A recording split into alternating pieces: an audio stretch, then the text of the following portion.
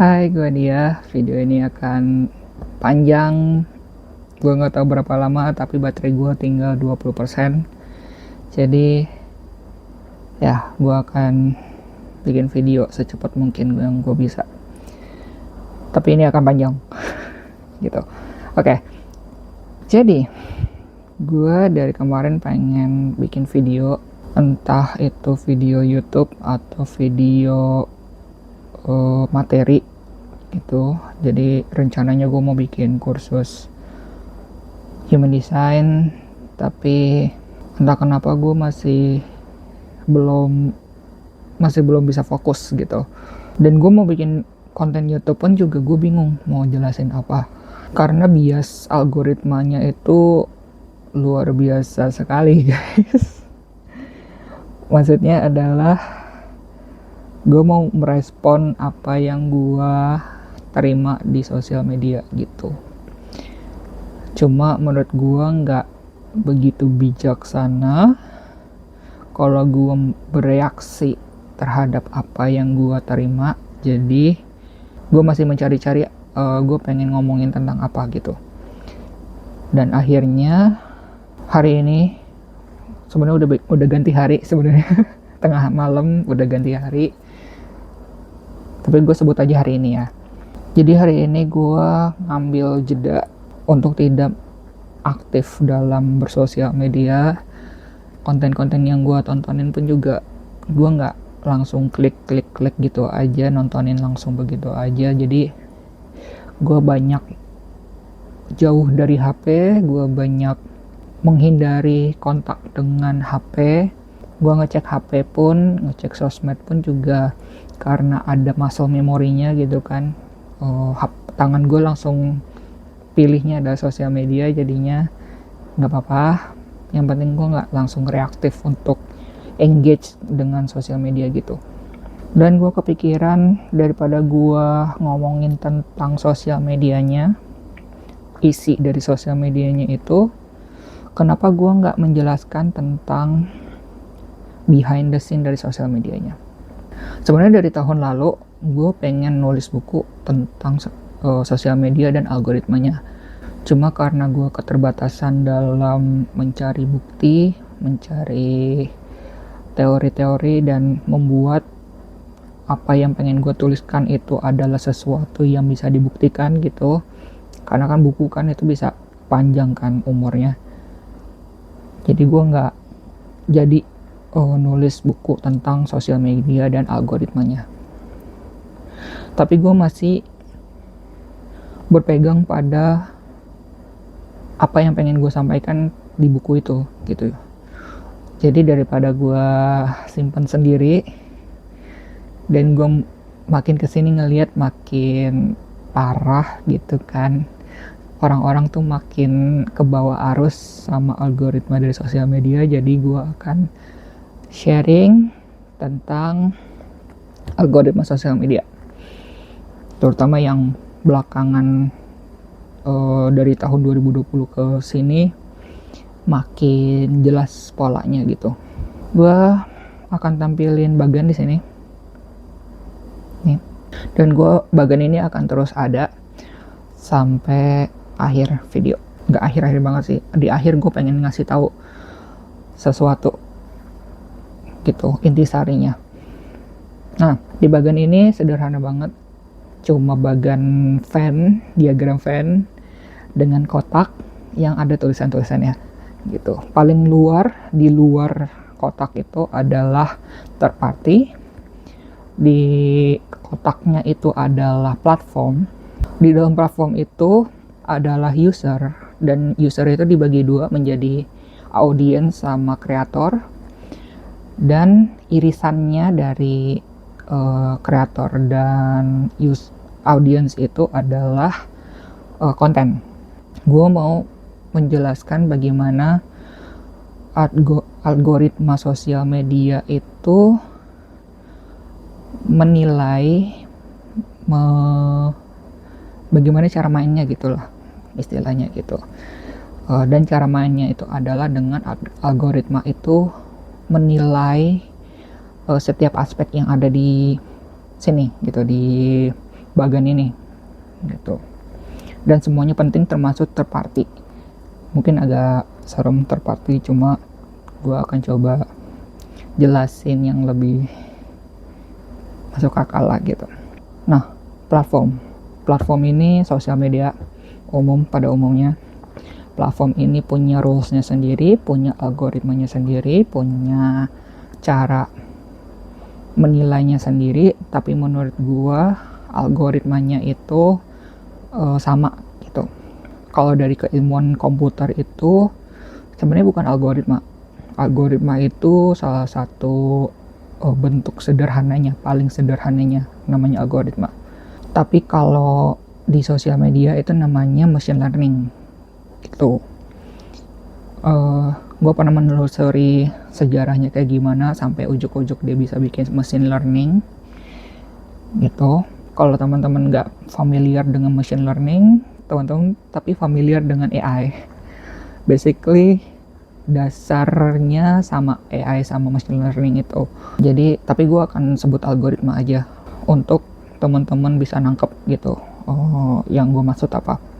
Platform itu mengajarkan algoritmanya masing-masing, tapi prinsip algoritmanya itu hampir di semua sosial media tuh mirip. Gue nggak terlalu mendalami banget algoritma yang dipakai itu apa gitu, cuma mereka tuh punya cara mengajarkannya tuh masing-masing gitu. Mereka training itu masing-masing. Nah, dari algoritma itu kita butuh data kan untuk bisa melatih algoritmanya itu supaya bisa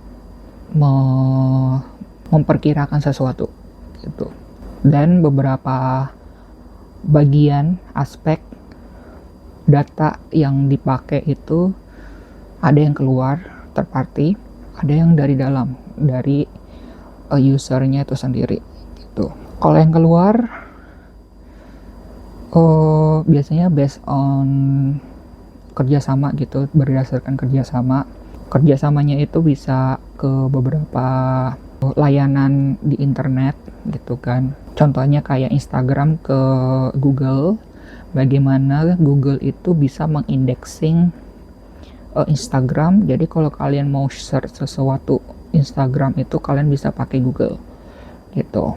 Tapi gue nggak yakin kerjasamanya itu cuma dari Google ke Instagram, dari Instagram ke Google aja gitu. Pasti kerjasamanya dua arah. Google itu bisa ngelihat Instagram, Instagram itu bisa ngelihat Google gitu. Itu dugaannya gue.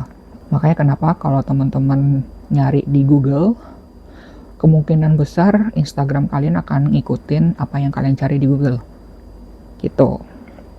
Karena algoritmanya si Instagram itu menambah data tentang kalian berdasarkan apa yang kalian cari di Google gitu. Itu salah satu contoh aja gitu. Nah, third party ini gak cuma ke antar layanan di internet, tapi juga ke device gitu. Contohnya lagi ke Instagram. By the way, Instagram tuh gue habis eksperimen dengan Instagram dan cukup membanggakan sedikit gitu kan. Agak ada victory-nya sendiri, ada kemenangan di gue. Cuma nanti gue ini deh, ada partnya gue jelasin kenapa gue eksperimen dan kenapa gue ngerasa ada celahnya. Balik lagi ke third party. Jadi third party-nya itu nggak cuma ke sesama layanan internet, tapi juga ke device-nya. Device ini maksudnya adalah sosial media itu sering banget pakainya di HP. Jadi mau gak mau banyak parameter yang diambil dari HP itu yang mendukung profiling gitu, profilingnya teman-teman gitu sebagai pengguna platform itu. Contohnya yang gampang adalah mengetahui teman-teman itu loginnya tuh pakai device apa, lokasinya di mana. Jadi ngebaca data dari device itu nggak selalu tentang data kalian tentang aktivitas di HP itu dibaca gitu sama aplikasi sosial media. Nggak selalu begitu, tapi beberapa ada yang dibutuhkan untuk keamanannya teman-teman juga gitu dalam penggunaan sosial media. Contohnya kalau ada yang login pakai device yang lain yang teman-teman nggak familiar di lokasi yang bahkan teman-teman belum pernah ke sana, itu tandanya teman-teman sosial media dihack gitu. Jadi ada unsur keamanannya juga. Tapi balik lagi, setiap platform itu punya aturannya masing-masing gitu, punya cara mainnya masing-masing. Nah itu yang keluar gitu. Nah sekarang kita ke user. Nah user ini cukup kompleks gitu kan, karena setiap media sosial itu punya ciri khasnya masing-masing, punya keunikannya masing-masing gitu kan. Tapi generally cara mainnya tuh sama gitu, mirip lah gitu, nggak sama persis tapi mirip.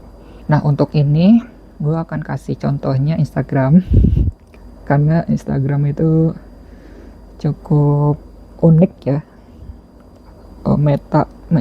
Ekosistem Meta tuh udah kebangun, dan spesifik Instagram itu gue menemukan sesuatu yang unik gitu di Instagram.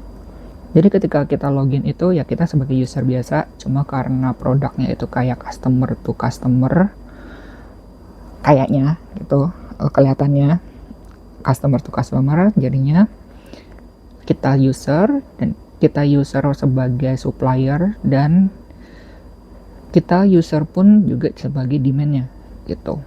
Jadi gue bagi kreator sama audience. Kreator itu adalah suppliernya, demand-nya itu adalah audience gitu. Nah gue mulai dari kreator dulu karena kreator itu agak simpel sih daripada audience. User itu menurut gue ya punya profilingnya baik di sisi kreator dan sisi audience, dan dua-duanya itu bisa beda. Jadi contohnya kayak teman-teman itu upload konten gitu kan, dari kontennya itu bakalan bikin profilnya teman-teman sebagai kreator gitu. Dan semua user itu pasti menjadi audience. Jadi bisa dibilang semua user itu pasti audience, tapi tidak semua user adalah kreator. Karena ada orang yang daftar ke sosial media itu, cuma dia tidak menunjukkan aktivitas memproviding gitu, menjadi supplier di sosial media itu. Jadi ya udah, mereka itu cuma pakai sosial media itu cuma buat nontonin aja, mengkonsumsi apa yang disediakan oleh sosial media itu. Jadi kreator itu punya profilnya sendiri, dan profilnya itu punya parameternya sendiri. Setiap sosial media itu punya parameternya masing-masing. Gua nggak memberi nama parameternya karena gua bukan siapa-siapa dan nggak ada yang ngasih tahu juga parameternya apa aja. Tapi ya seperti profil pada umumnya, pasti profil itu ada nama, ada umur, ada segala macam gitu kan. Itu dari basic data kita secara pribadi maupun data kita secara karakter, secara perilaku, dan secara status mungkin gitu. Posisi kita di sosial media tuh kayak gimana gitu, engagement segala macam dah bla bla bla gitu. Jadi profiling kreator ini lebih kayak lo rankingan influencer terbaik di dunia kayak gitu. Ada beberapa aplikasi yang meranking kalian sebagai kreator berdasarkan jumlah engagement, berdasarkan jumlah followers dan lain-lain gitu. Itu balik lagi, setiap platform itu punya parameternya sendiri, punya tolak ukurnya sendiri gitu. Nah Kreator itu kayak gitu profilnya. Nah, ketika kreatornya ini bikin kontennya ini juga punya parameternya sendiri gitu. Dan menurut gua konten itu punya parameter yang paling kompleks dibandingkan profil masing-masing user. Karena konten itu yang mempertemukan antara supplier dan demand-nya gitu. Jadi di dalam konten itu kompleks banget, bener-bener kompleks banget. Parameter dari kontennya itu mempengaruhi profilnya kreator gitu. Jadi kalau kontennya itu membentuk sebuah pola dan polanya itu punya karakteristik tertentu, karakteristik itu akan tertanam di profilnya si kreator gitu. Nah, di kontennya ini parameternya kayak gimana, kebentuknya kayak gimana, parameternya. Kalau teman-teman perhatiin, upload konten itu cukup lama gitu, bisa di atas semenit gitu buat upload aja gitu, 30 detik sampai semenit. Padahal menurut gua selevel Instagram gitu, selevel sosial media besar di luar sana, menurut gua mereka udah optimasi proses uploadnya itu gitu. Yang bikin lama adalah ada proses yang mana dia itu menganalisis kontennya itu gitu. Nah, analisisnya ini macam-macam. Kalau kontennya itu ada captionnya, dia akan menganalisis captionnya itu gitu, tulisan-tulisan yang ada di captionnya. Tapi yang paling mungkin orang akan kaget, cuma buat gue nggak terlalu kaget, ketika upload itu dia menganalisis kontennya itu sendiri. Gambar dia analisis, video pun dia akan analisis. Nah, gambar atau video ini kan agak abstrak gitu dari segi komputerisasi gitu, karena ketika kita digitalisasi sebuah gambar itu kita tidak mempertimbangkan maknanya dari gambar itu. Kita hanya membuat gambar atau video itu sebagai sebuah data, dan data ini belum ada maknanya gitu. Jadinya analisisnya itu lebih kayak oke, kita baca dulu gitu, baca gambarnya itu ada apa saja gitu. Apakah ada objek yang kita familiar dengan objeknya itu. Kalau objeknya itu familiar dibandingkan dengan data yang sudah ada gitu, karena sosial media itu udah cukup mature gitu, udah cukup terlatih, jadinya dia udah punya pembandingnya gitu antara konten gambar video yang dia sedang analisis dengan data yang sudah ada gitu, di compare gitu. Kalau ada kesamaan, dia akan melabel gambar atau video itu dengan kategorinya si data yang udah masuk gitu, yang udah ada di platform itu. Kalau nggak ada sama sekali, mungkin dia akan simpen dulu untuk, tapi kita tetap menandai bahwa ini ada data baru di mana kita akan coba training gitu. Pasti nanti ada proses trainingnya. Ya gitulah, pokoknya dibaca baca dalam bentuk data gitu kan. Dari data itu ada polanya atau enggak. Polanya itu kita anggap sebagai objek. Nah, objek itu ada kesamaan dengan data yang sudah ada atau enggak. Kalau ada yang sama, kita kasih label di objek itu, berarti ada kita kasih label dulu lah gitu, dan itu akan menjadi parameternya dari konten itu. Itu alasannya kenapa konten-konten yang ada tulisannya itu gampang untuk menargetkan audiensnya itu dibandingkan gambar yang pure gambar, nggak ada tulisannya sama sekali. Karena setahu gue teknologi sekarang itu masih merecognize gitu kan, merecognize atau ngeh sama gambar-gambar yang menyerupai tulisan gitu. Karena kalau udah menyerupai tulisan, artinya kita bisa convert itu ke teks. Teks itu yang gampang dianalisis gitu sama algoritmanya gitu. Nah itu baru proses upload gitu. Jadi proses upload itu udah ada parameter-parameter yang ditambahin gitu, ditambahin ke kontennya itu sendiri gitu. Udah ada parameternya, udah ada isinya. Nah, berdasarkan hasil analisis algoritma awal ini, kita uji coba gitu. Uji coba ke sebagian kecil user yang ada di platform itu. Walaupun gue bilangnya sebagian kecil, tapi scale-nya itu bisa ribuan atau bahkan puluhan ribu orang gitu. Terutama buat akun-akun yang belum ada profil yang jelas gitu. Kalau profilnya kreator ini udah jelas, biasanya dia langsung nargetin profiling yang sama gitu, audience yang punya kecenderungan ke profilnya si kreator itu. Tapi kalau belum ada, biasanya dia random aja sih, random ke siapapun gitu kan. Jadi per berapa ribu atau per berapa puluh ribu dia akan coba kontennya itu dapat engagementnya atau enggak gitu.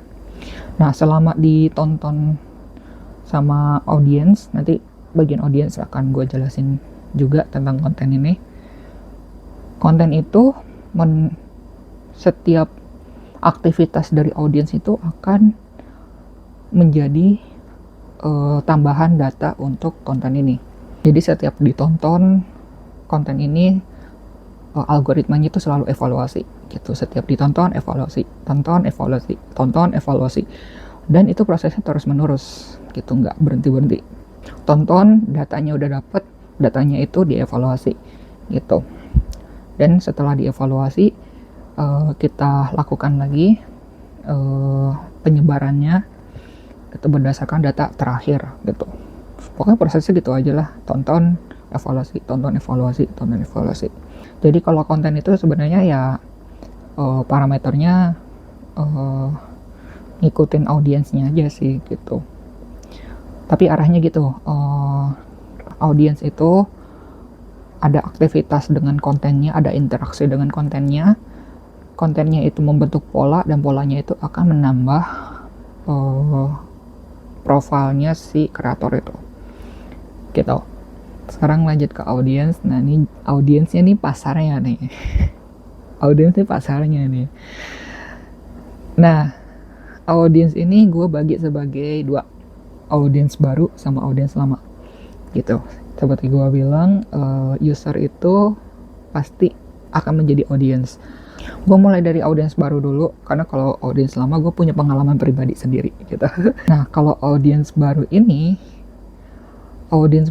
kan datanya masih baru gitu, jadi otomatis algoritma ini cenderung ngasih konten-konten yang udah terbukti, udah sukses gitu.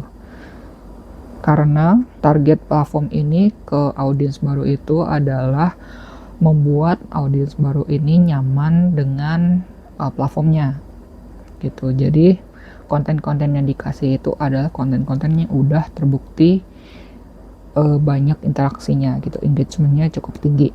Tapi sepengalaman gue bikin akun baru adalah konten-kontennya itu adalah konten yang general berdasarkan lokasi gitu. Jadi kalau di Indonesia ya kita ngasih kontennya yang cukup menarik untuk audiensnya Indonesia gitu.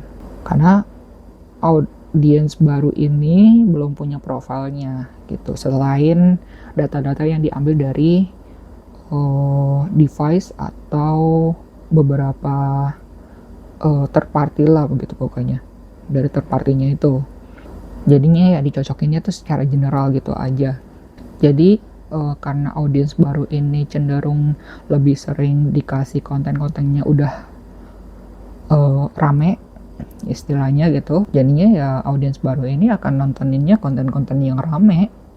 Makanya gue sebagai pengguna lama sosial media, ketika tahun 2020 ada arus konten yang oh ini rame, oh ini trends, oh ini apa gitu, gue agak gimana ya, kayak banyak banget nih yang baru nih gitu.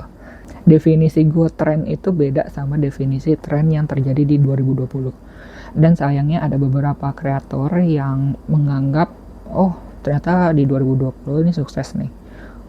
Kalau kita bilang rame, orang akan sering berbondong-bondong untuk bilang kontennya itu rame gitu. Tapi pas dijalankan di tahun 2022 2023 pas pandemi udah selesai, terus bilang ini rame gitu kan, gimmick gitu kan, gimmick apa yang dia coba promosikan itu rame, agak nggak flop gitu kan, agak nggak kurang berhasil gitu lah gitu. Jadi strateginya beda gitu. Dan kalau seandainya zaman sekarang di tahun 2026 ada orang yang bilang ini rame, atau konten kreator yang bilang ini rame, ini tren, gua rasa mereka tuh masih baru banget join, bahkan bisa gue bilang begitu. Karena behavior sosial media sekarang itu udah beda jauh banget dibandingkan dulu, yang memang kalau emang trending ya emang itu trending gitu, emang kita tuh masih satu halaman gitu kan, memang benar-benar sosialnya itu masih kuat. Tapi kalau sekarang itu lebih ke interestnya gitu kan, per interest, per minatnya kalian tuh kayak gimana gitu. Dan tiap minatnya itu punya definisi trennya masing-masing gitu. Jadi audiens baru itu dikasihnya konten-konten yang udah berhasil, karena targetnya adalah membuat audiens baru ini nyaman dengan platformnya. Nah terus buat transisi antara pengguna baru ke pengguna lama ini gue nggak bisa jelasin kayak gimana karena gue udah terlalu lama ya guys di sosial media. Jadinya ya gue udah masuk ke kategori pengguna lama gitu. Tapi yang gue notice adalah kalau kalian udah consider sebagai pengguna lama, teman-teman itu akan punya kemungkinan besar untuk masuk ke kelompok yang dipakai untuk A/B testing gitu. A/B testing apa? Jadi A/B testing itu adalah ketika aplikasi ini mau rilis fitur gitu, fitur baru. Nah fitur baru ini mau dicoba nih sama sebagian kecil pengguna dari aplikasi itu gitu. Jadi dan dari sebagian kecil pengguna aplikasi itu akan menjadi evaluasi dari yang buat aplikasi itu. Jadi user-user lama itu yang udah lama ada di aplikasi itu akan mencoba fitur baru sebelum sebagian besar pengguna lainnya untuk merasakan fitur baru itu gitu. Dan gue bilang itu adalah kemungkinan besar aja gitu kalau kalian pengguna lama, karena balik lagi yang punya platform, yang punya cara mainnya, jadi mereka bebas untuk menentukan kriteria user yang kayak gimana yang bisa masuk ke A/B testing gitu.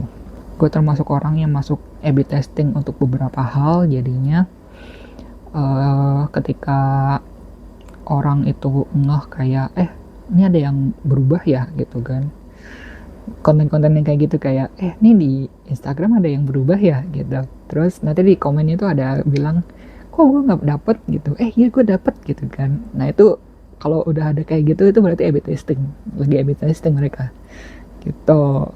Jadi transisinya tuh kayak gitu sejauh ini.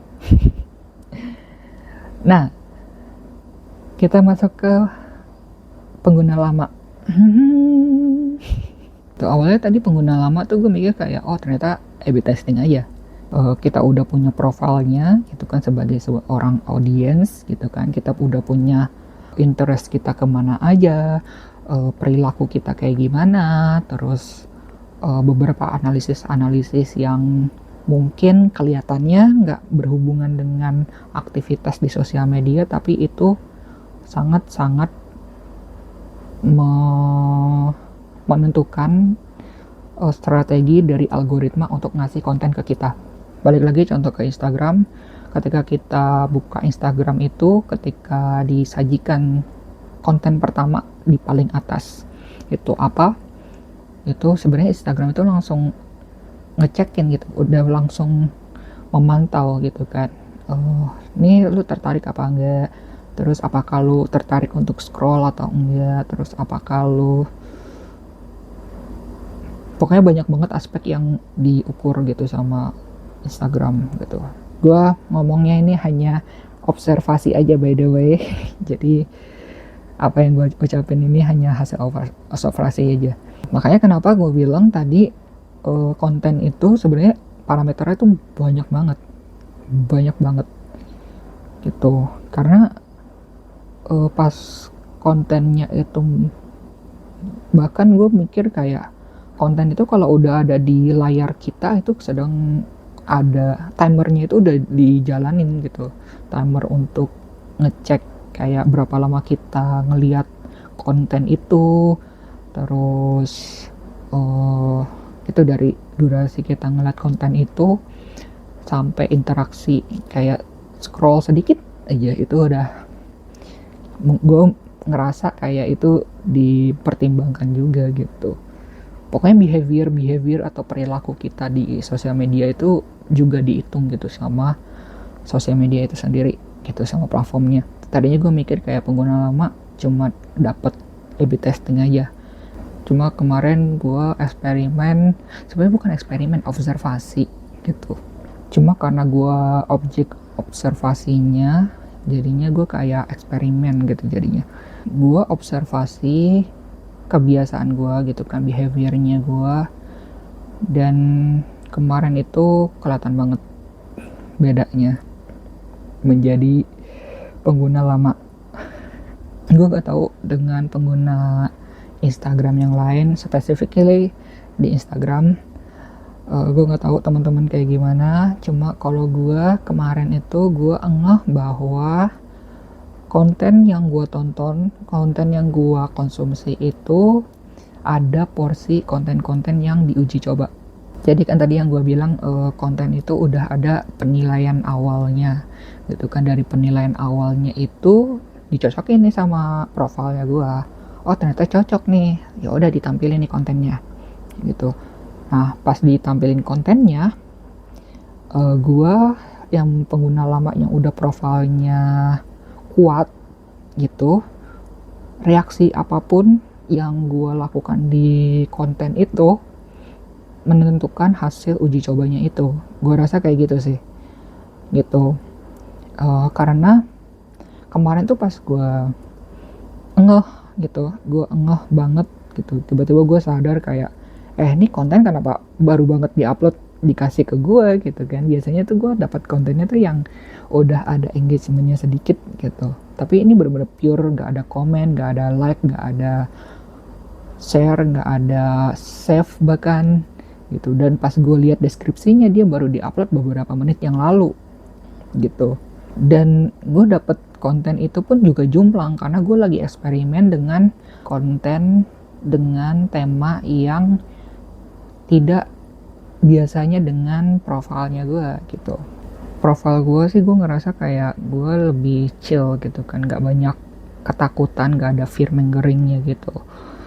Nah cuma belakangan ini gue iseng gitu kan, gue coba ikutin konten yang belakangan lagi panas gitu kan, bisa dibilang kayak konspirasi dan propaganda dunia gitu kan. Dan gue ikutin gitu kan di hari Jumat, lebih tepatnya hari Jumat gue udah mulai ngikutin konten-konten yang membuat ketakutan gitu, yang membuat kita takut. Terus di hari Sabtunya makin intens lagi, dan seperti biasa Instagram lebih tepatnya melihat perubahan perilakunya gue gitu kan, interest gue udah mulai berubah tuh. Dan ya seperti biasa kayak konten Instagramnya itu penuh dengan propaganda, dengan konspirasi dunia gitu kan. Ya gue ikutin aja gitu. Tadinya tuh gue kayak pengen ngomongin tentang propaganda dan konspirasi itu, cuma ada satu konten yang dia sukses banget, bener-bener sukses banget konten itu. Gue bilang itu sukses banget karena konten itu baru diupload beberapa hari yang lalu, dan engagementnya itu sangat tinggi gitu, sangat tinggi. Dan bahkan dia itu CTA-nya gitu kan, dia call to action-nya itu ke profilnya dia, dan sangat convincing gitu, sangat mancing kita untuk membuka profilnya dia dan klik link yang ada di bio-nya dia gitu. Jadi benar-benar kontennya itu sukses parah gitu. Dan setelah konten itu, yang mana konten itu amat sangat banyak emosi sekali, jujur gue agak trauma juga sih ikutin spesifik konten itu. Setelah gue ke konten itu, baca link yang ada di bio-nya dia, gue bener-bener shock banget. Mungkin teman-teman udah tahu apa. Setelah konten itu, gue swipe, merespon apa yang barusan gue tontonin gitu kan. Tapi lucunya pas gue lihat detailnya dan kapan uploadnya itu kebanyakan udah beberapa bulan yang lalu gitu, beberapa bulan yang lalu, kayak bulan Oktober, November gitu kan, Desember. Jadi ternyata itu sudah berjalan beberapa saat gitu, maksudnya dalam kurun waktu sekian lamanya gitu, beberapa bulan di konten itu gitu. Cuma lucunya adalah karena gue lagi eksperimen dengan konten-konten yang bikin gue takut, bikin gue marah, bikin gue emosi.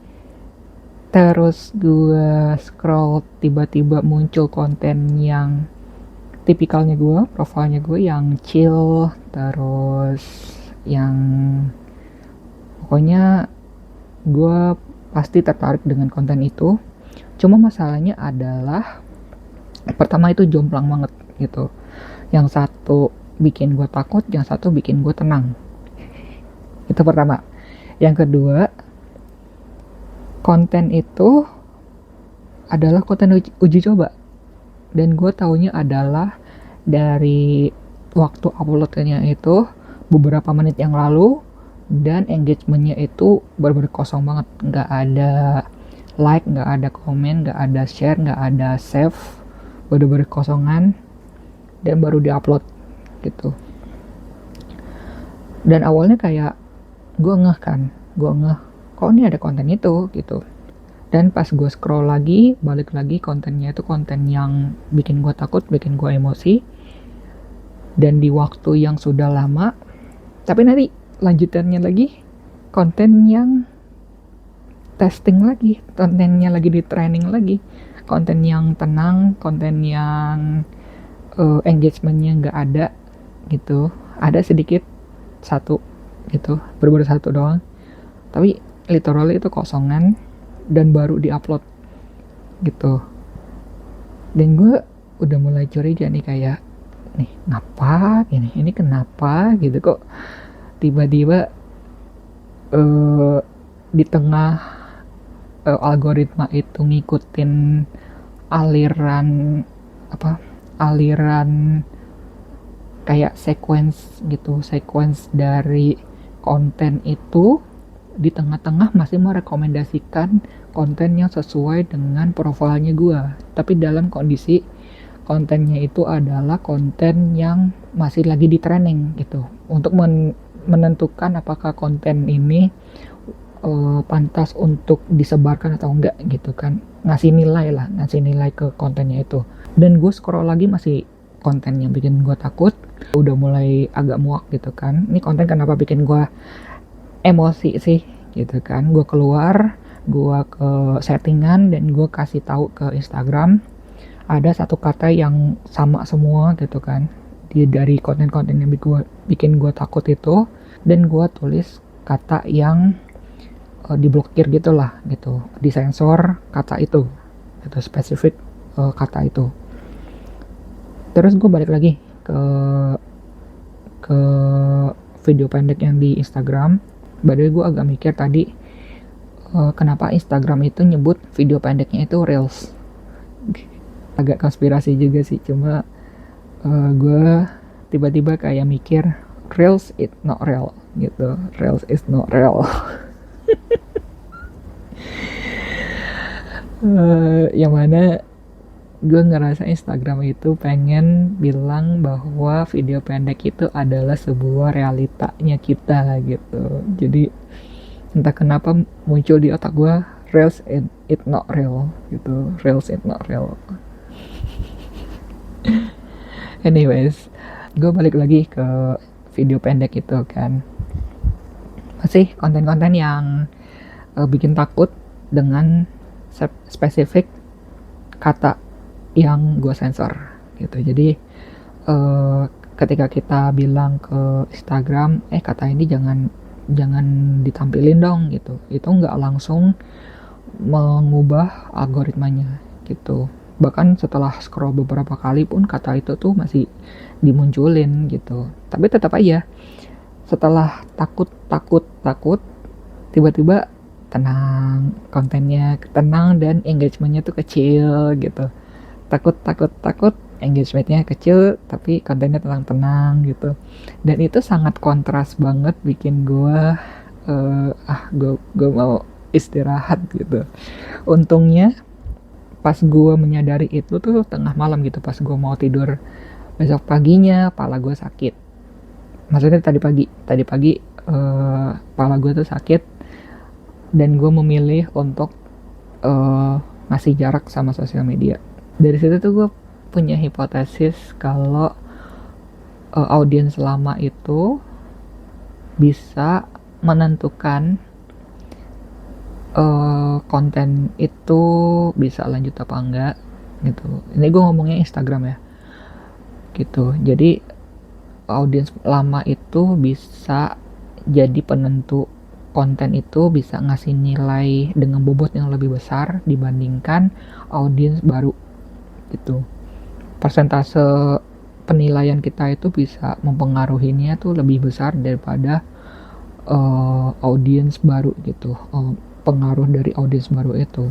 Tapi itu masih hipotesa gue gitu. Kalau gue mau eksperimen lagi bisa aja sih, cuma gue malas banget sama algoritma yang sekarang gitu. Abis eksperimen kemungkinan besar konten gue masih ke arah sana gitu, dan gue harus melatih ulang algoritmanya itu supaya sesuai dengan profilnya kita. Sebenarnya ngelatih algoritma itu gampang sih, gampang susah. Gampangnya itu adalah setiap platform itu punya tombol not interested atau tidak tertarik gitu. Gue sering banget pakai tombol itu buat ngasih tahu ke algoritma gue gak mau dapat konten ini gitu. Dan secara nggak langsung algoritma tuh akan evaluasi lagi gitu. Oh ternyata lu nggak suka nih sama konten ini, ya udah berarti profiling lu adalah buat konten-konten yang lu nggak suka adalah ini gitu. By the way, buat propaganda dan konspirasi ini gue belum kasih strong no gitu, belum dikasih tanda kalau gue nggak suka gitu. Gue masih ngikutin aja harusnya. Jadi kemungkinan besar algoritma tuh mikir kalau gue suka konspirasi, gue suka propaganda gitu. Jadi kalau gue mau mengubah algoritma gue adalah dengan setiap gue ngelihat ada propaganda atau ada konspirasi, gue akan ngeklik tombol tidak tertarik atau not interested gitu. Dan butuh beberapa kali konten sampai akhirnya algoritma itu sama sekali tidak akan menampilkan konten-konten yang kalian gak suka gitu. Karena pada akhirnya sosial media tuh pengen kalian stay gitu di platform mereka selama mungkin gitu. Bahkan beberapa tahun 2025 atau 2024 gitu, kalau CEO Netflix itu bilang musuh selanjutnya itu adalah jam tidur kita gitu. Jadi algoritma tuh kayak gitu. Nah, gua merekomendasikan teman-teman buat nonton videonya siapa ya? Kok gue lupa namanya ya? Mungkin gue akan kasih screenshot videonya.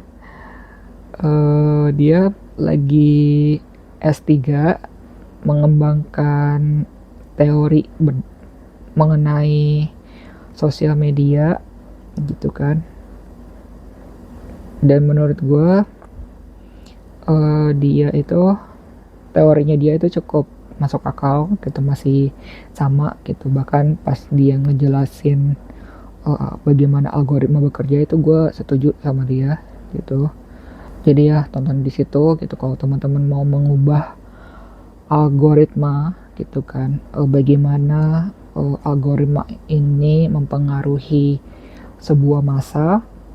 Teman-teman bisa datang ke video itu, tapi kalau yang gue jelasin ini adalah bagaimana sosial media itu mempengaruhi diri kita sendiri gitu.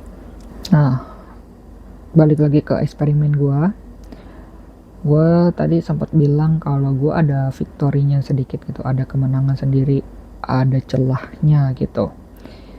Karena kalau teman-teman ngelihat di sosial media gitu kan, gue sih lebih tepatnya nih, algoritma biasnya gue adalah ada orang yang mikir kalau kita tuh gak punya power untuk mengubah apa yang terjadi gitu kan.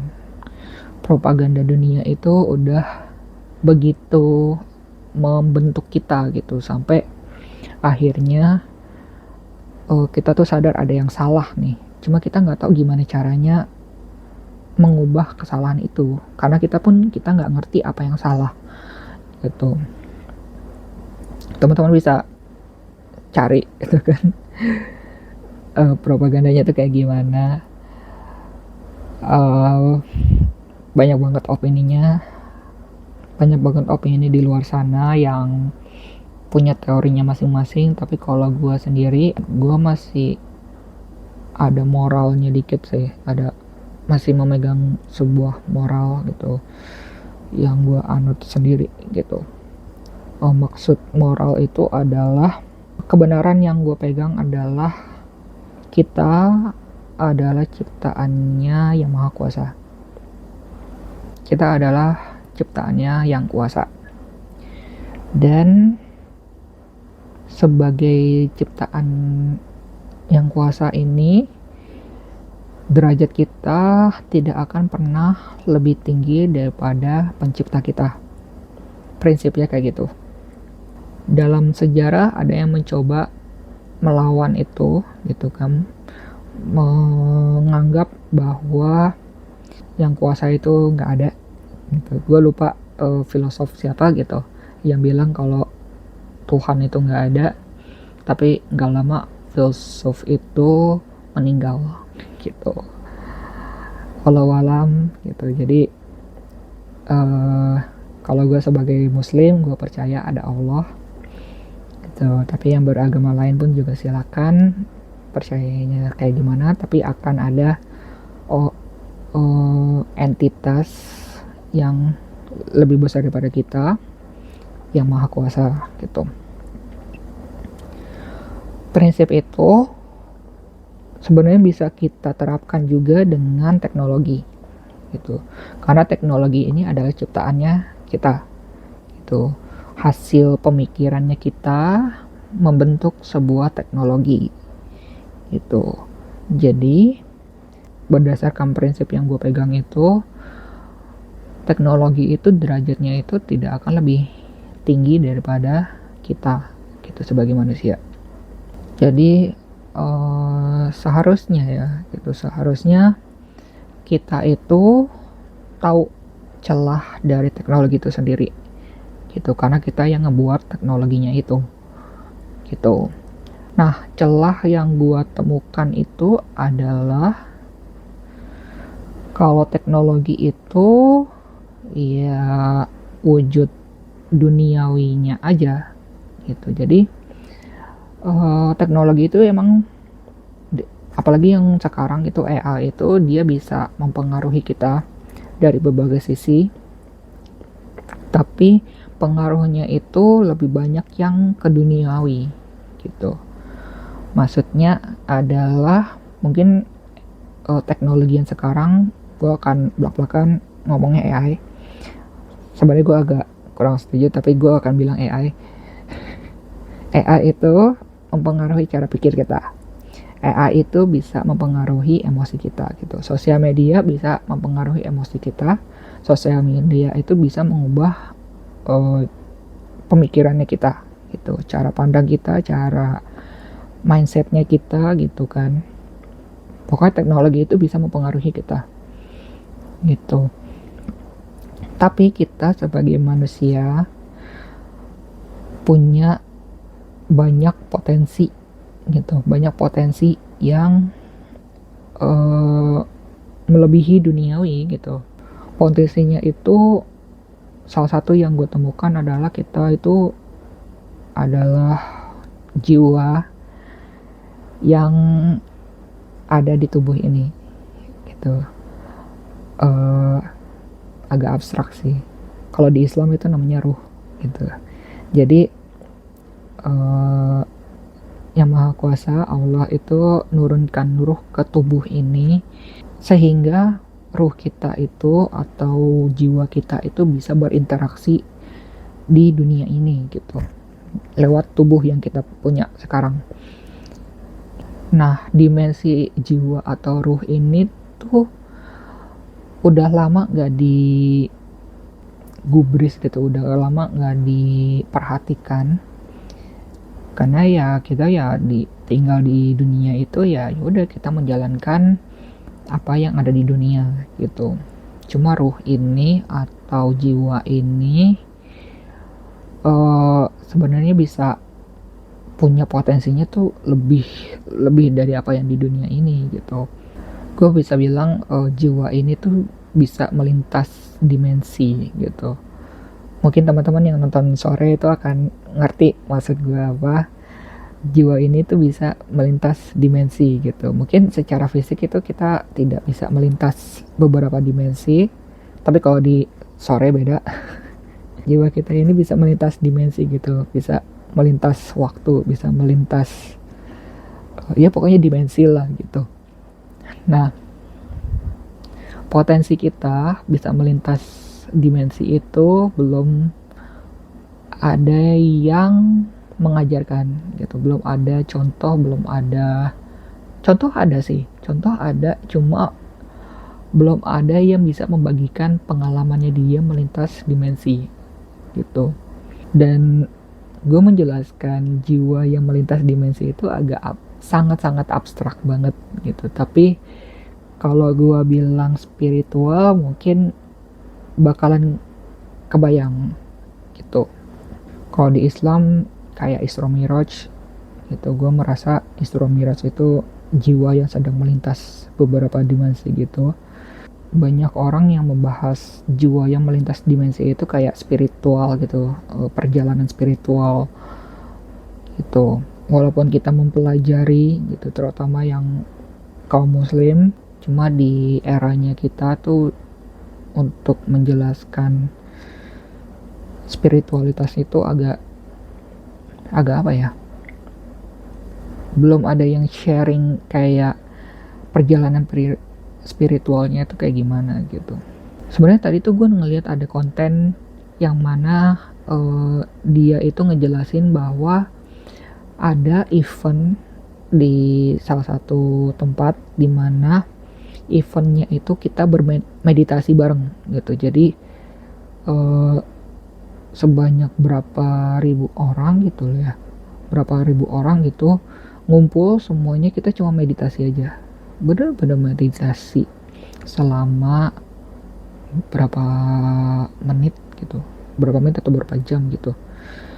Nah, selama meditasi itu ada penelitian yang sedang berjalan juga gitu, bagaimana meditasi itu mempengaruhi frekuensi di dunia ini gitu.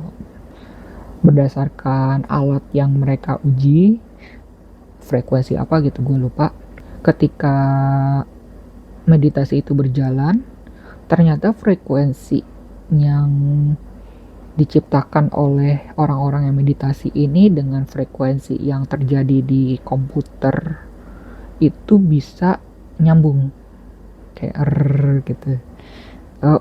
Polanya itu sama gitu maksudnya. Gitu, ada kesamaan frekuensi gitu. Jujur itu konten yang membuat gue mengeluarkan statement bahwa jiwa kita itu bisa lintas dimensi gitu, dan ada potensi besar ketika kita sadar akan posisi kita secara jiwanya gitu, secara roh kita gitu. Dan gua termasuk Gen Z awal gitu kan, mungkin gua nggak bisa mewakilkan Gen Z di luar sana, tapi menurut gua Gen Z itu mulai tapping gitu, mulai menyentuh level ruh gitu, level jiwa gitu. Makanya kenapa kita itu coba mencari penjelasan kenapa kok kita punya insting, punya naluri, punya intuisi yang kuat gitu kan. Kalau kita tuh ngerasa bahwa hidup kita tuh nggak cuma di dunia gitu, hidup kita tuh nggak cuma di dunia tapi juga di dimensi yang kita tuh juga nggak bingung juga gitu ngejelasinnya tuh gimana gitu, makanya kita cari penjelasannya. Cuma Gen Z itu kan akrab dengan teknologi gitu, akrab dengan ilmu pengetahuan, dimana teknologi ini membuka kita terhadap informasi gitu kan. Kita bisa membandingkan satu informasi dengan informasi yang lain gitu, cross check antara satu informasi dengan informasi lain. Dan karena kita juga dididik gitu dengan ilmu pengetahuan yang cukup advance gitu, udah maju sekali pengetahuannya, kita pun juga logikanya itu main juga gitu. Sedangkan kita merasakan sesuatu yang di luar dari logikanya kita, di luar dari pengalaman kita dalam menggunakan teknologi gitu. Kayak kita punya ada insting apa gitu, kayak tuh gue ngerasa kayak kok gue ada feeling tertentu gitu, kok gue ngerasa kayak ini ada yang gak beres gini gitu, ada insting-insting kayak gitu. Cuma kita gak bisa menjelaskan apa instingnya, kenapa kita merasakan kayak gitu. Jadi banyak Gen Z yang mencoba mencari apa yang bisa menjelaskan sesuatu yang kita nggak ngerti. Dan gue juga salah satunya yang mencari jawaban itu, dan gue menemukan human design sih gitu. Sejauh ini yang lebih masuk akal human design gitu, karena human design itu nggak cuma spiritual, bahkan yang bikin human design-nya pun juga bilang ini bukan spiritual, ini bukan agama bahkan gitu. Ini cuma ngasih tahu kalau tubuh kita itu beroperasinya kayak gimana gitu. Ini it just mekanik gitu. Jadi mekanismenya aja gitu. Human design itu cuma ngasih tahu mekanismenya aja. Gitu. Dan sampai sekarang itu udah cukup menjawab buat gue dan membantu gue untuk membuat keputusan-keputusan yang sekarang tuh udah nggak bisa didasarkan oleh data, karena datanya itu sendiri pun dimanipulasi gitu. Jadi sejauh ini pertanyaan gue tentang insting gue gitu, intuisi gue yang kayaknya ada yang nggak beres, kejawab sama human design gitu. Tapi pelan-pelan gue mulai ngerasa kayak ini gue mulai jalannya ke agama juga sih, ke Islam juga ujung-ujungnya nanti. Gue ngerasanya sih gitu. Cuma belum, pelan-pelan. Konten gue sebenarnya udah mulai ke Islam gitu. Jadi mulai bedah Al-Quran, udah mulai bedah hukum-hukum Islam dan segala macam. Makanya gue bilang profil gue sebenarnya lebih tenang gitu, lebih damai. Tiba-tiba gue nantangin algoritma buat bikin gue takut gitu. Jadi kayak kontrasnya itu jauh banget gitu. Jadi ya setelah gue eksperimen itu ya gue ngerasa menangnya itu adalah gue bisa percaya sama diri gue sendiri dengan keputusan yang gue buat sendiri. Terlepas algoritma bilang apa, terlepas konten bilang apa, terlepas data-data yang gue terima sejauh ini, tapi secara insting gue, secara intuisi gue sejauh ini bisa menuntun gue untuk menerobos ke keramaian informasi-informasi yang kita pun juga nggak tahu itu benar apa enggak gitu. Jadi percaya sama keputusan diri sendiri itu penting banget gitu. Percaya sama insting sendiri, percaya sama intuisi sendiri itu penting banget di zaman sekarang gitu. Cuma untuk bisa di level itu kita perlu kesadaran yang tinggi juga gitu. Kita kalau kita membuat keputusan berdasarkan dogma, berdasarkan pemahaman kita gitu, berdasarkan ajaran yang belum tentu ajarannya benar juga gitu. Ketika kita membuat keputusan berdasarkan itu tuh akan ya sama aja, nanti juga ujung-ujungnya kejebak juga gitu. Tapi kalau kita percaya sama insting kita percaya sama intuisi kita, dan kita istikharah mungkin kalau di Islam istikharah gitu, kita berserah diri kepada yang kuasa, kita percaya bahwa yang kuasa itu bisa menuntun kita ke jalan yang benar. Insya Allah apapun yang terjadi di dunia ini tuh bakalan selesai sih. Apapun yang membuat kekacauan di dunia ini tuh kita bisa menghadapinya gitu dengan aman insya Allah gitu. Ya itu yang bisa gue share tentang apapun yang gue lihat sekarang, apapun yang gue lihat di sosial media, apapun yang gue terima di sosial media gitu. Bahkan keluar rumah pun kayaknya masalahnya itu kayak kompleks banget. Tapi gue percaya semakin banyak orang yang mulai mengenal dirinya mereka sendiri, mulai memahami bahwa intuisinya mereka benar gitu, apa yang mereka rasakan itu benar, kalau mereka merasa ada yang salah itu benar, bahkan yang merasa mentalnya mereka jatuh itu sebenarnya itu respon yang wajar terhadap dunia yang gak wajar gitu. Bisa dibilang kita lagi main imposter gitu. Kita bilang semua orang imposter padahal dirinya sendiri adalah seorang imposter.